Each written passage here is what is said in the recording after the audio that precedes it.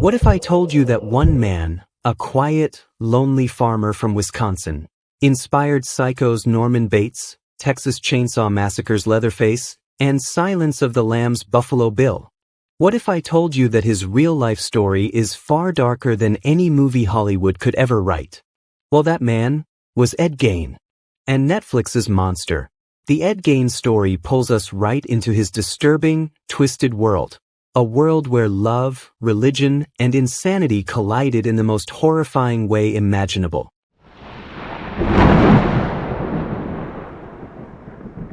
If you haven't seen Monster, the Ed Gein Story yet, I'd strongly recommend heading to Netflix before you continue this review. Because trust me, this series will leave you questioning everything you thought you knew about good and evil. Now, I have mixed feelings about Ed Gein.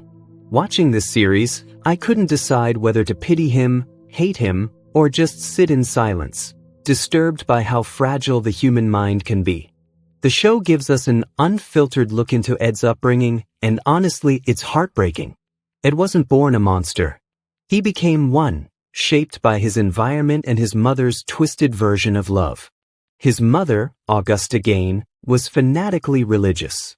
To her, women were the root of all sin, temptresses who led men to hell. She drilled it into young Ed's mind that no woman can love you but your mother. That single sentence, that poisonous belief, became the seed of madness. We see how she isolates him, controlling every aspect of his life. And you begin to realize, Ed's evil didn't start from hate. It started from confusion, guilt, and emotional suffocation. As a kid, he did strange, disturbing things, wearing his mother's underwear, experimenting with self-harm, strangling himself during pleasure, behaviors that were clear cries for help, not evil genius. But there was no one to help him. No therapist. No father figure. Just his mother, and later, his obsession with her after her death.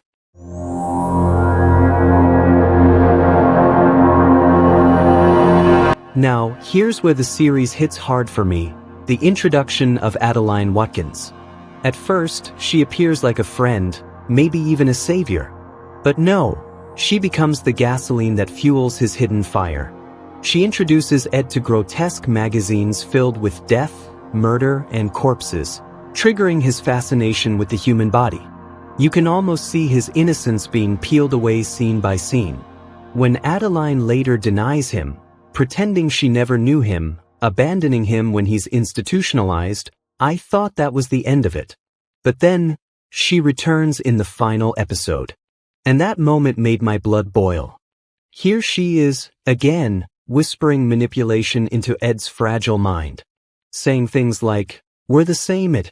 You and I, two peas in a pod." Seriously?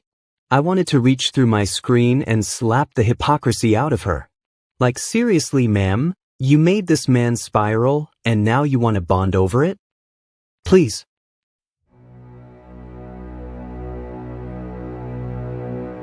From a filmmaking standpoint, Monster, the Ed Gein Story is brilliantly done. The cinematography is gloomy yet hauntingly beautiful. The muted colors, the quiet transitions between past and present, and that cold Wisconsin landscape that almost feels alive. But what stood out to me most was the acting.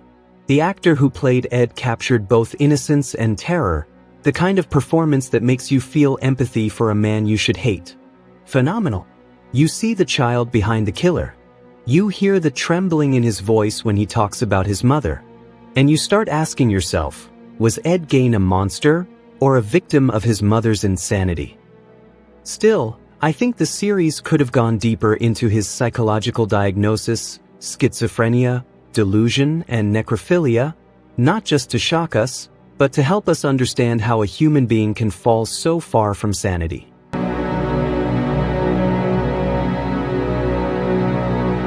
Now, let's talk about that ending.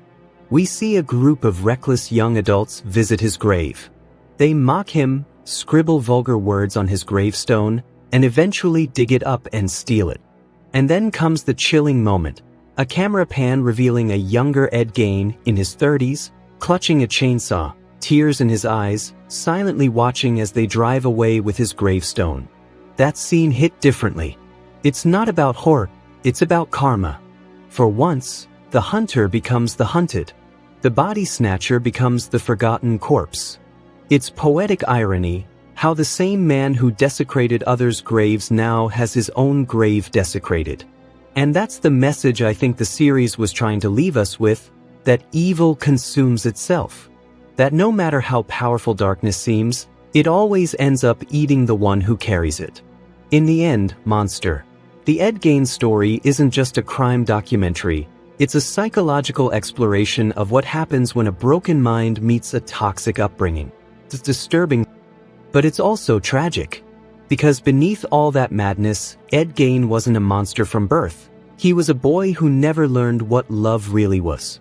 And maybe that's the scariest part of all. Evil doesn't always wear a mask or carry a chainsaw. Sometimes, it just sits quietly, waiting for someone to notice it before it's too late.